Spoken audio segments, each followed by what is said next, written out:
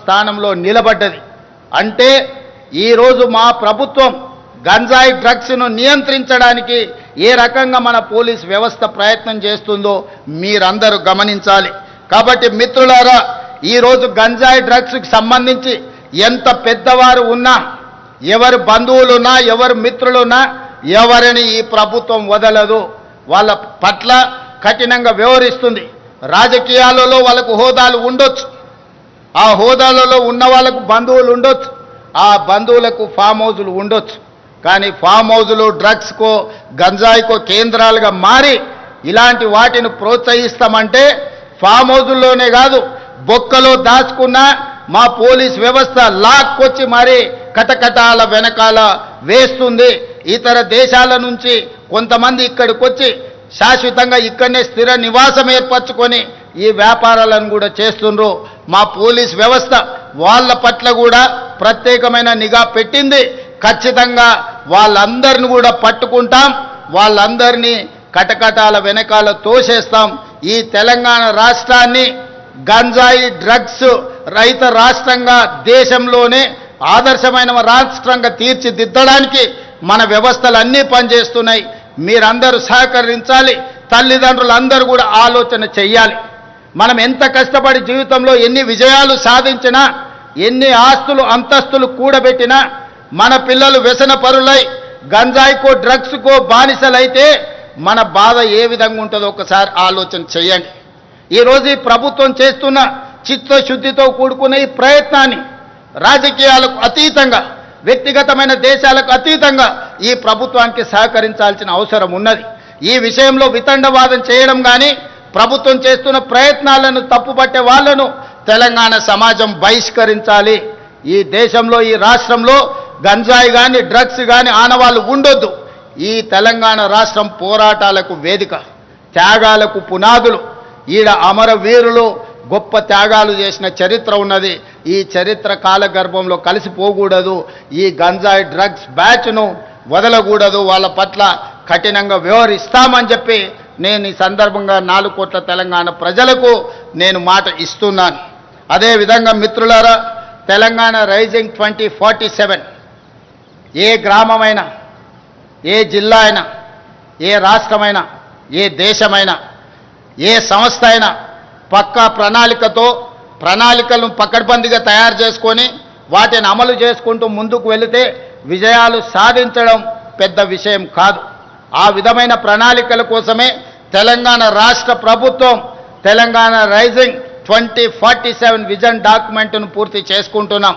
2047కి దేశానికి స్వతంత్రం వచ్చి 100 సంవత్సరాలు పూర్తి చేసుకోబోతున్నాం. 100 సంవత్సరాల స్వతంత్ర భారతదేశంలో ఈ దేశమే కాదు, తెలంగాణ రాష్ట్రం ఏ విధంగా ప్రపంచంతో పోటీ పడి అభివృద్ధి జరిగిందో ఒక నమూనాగా తెలంగాణను తీర్చిదిద్దాలని, భవిష్యత్ తరాలకు ఒక విజన్ డాక్యుమెంట్ ఇవ్వాలని ఈనాడు తెలంగాణ రాష్ట్ర ప్రభుత్వము ప్రయత్నం చేస్తున్నది. ఈ రాష్ట్ర ప్రభుత్వం చేస్తున్న ప్రయత్నం తెలంగాణ రైజింగ్ 2047 విజన్ డాక్యుమెంట్ని డిసెంబర్ 9, 2025 నాడు తెలంగాణ జాతికి అంకితం చేయడం జరుగుతుంది అని చెప్పి నేను ఈ సందర్భంగా మిత్రులందరికీ సవినయంగా తెలియజేస్తున్నాను. అదేవిధంగా మిత్రులారా, ఈ పాలసీ డాక్యుమెంటే తెలంగాణ ఆర్థిక వ్యవస్థకు, అభివృద్ధికి ఒక గేమ్ చేంజర్గా మారుతుంది. అందుకే ఈనాడు మేధావులు తెలంగాణ అభివృద్ధిలో భాగస్వాములు కావాలనుకున్న వాళ్ళు ఈ ప్రభుత్వానికి సూచనలు, సలహాలు ఇవ్వండి. మీ అనుభవాన్ని తెలంగాణ కోసం వినియోగించండి. ఈ తెలంగాణ రాష్ట్రం చేసే ప్రణాళిక తెలంగాణ రైజింగ్ 2047 విజన్ డాక్యుమెంట్ ఈ దేశానికే ఆదర్శంగా నిలబడాలి. ఈరోజు నీతి ఆయోగ్ కావచ్చు, ప్రధానమంత్రి సమావేశాలలో తెలంగాణ రాష్ట్ర ప్రభుత్వం తరఫున నేను, మా ఉప ముఖ్యమంత్రి గారు ఈ అంశాలను ప్రస్తావించినప్పుడు కేంద్ర ప్రభుత్వం కూడా ఆసక్తిగా వినడం జరిగింది. మా ప్రణాళికలకు సహకరించడానికి కూడా మాట ఇవ్వడం జరిగింది. అందుకే ఈరోజు మనం రచించుకోబోయే తెలంగాణ రైజింగ్ 2047 రాబోయే 100 సంవత్సరాలకు అభివృద్ధి నమూనాగా పక్కా ప్రణాళికతో ముందుకు వస్తున్నాం. ఈ ప్రణాళిక తెలంగాణ ముఖ చిత్రాన్ని మార్చబోతుంది.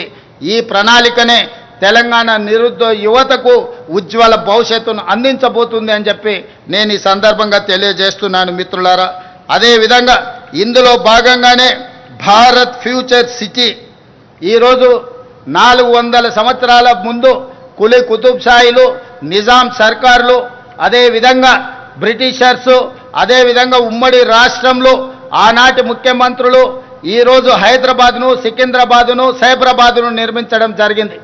ఈరోజు మన అవసరాలు పెరిగిపోయినాయి.